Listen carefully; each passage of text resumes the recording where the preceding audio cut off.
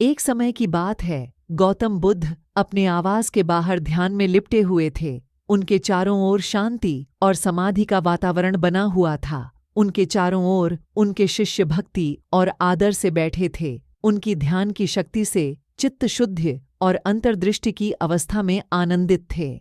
इस शांत और ध्यान युक्त वातावरण में एक गरीब किसान उनके पास आया। वह बुद्ध के आगे आकर धरती पर शांति की तलाश में था।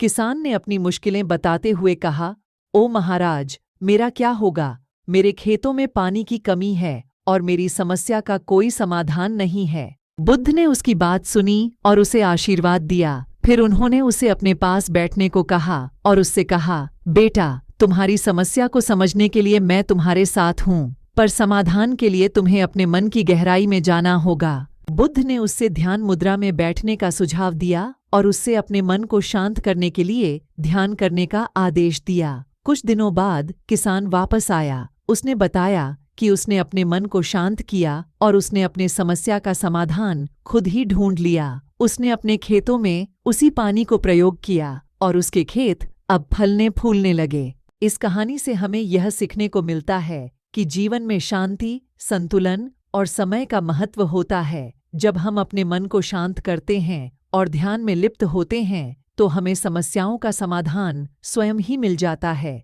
यह हमें बताता है कि सच्ची सुख और समृद्धि मन की शांति और संतुलन में है।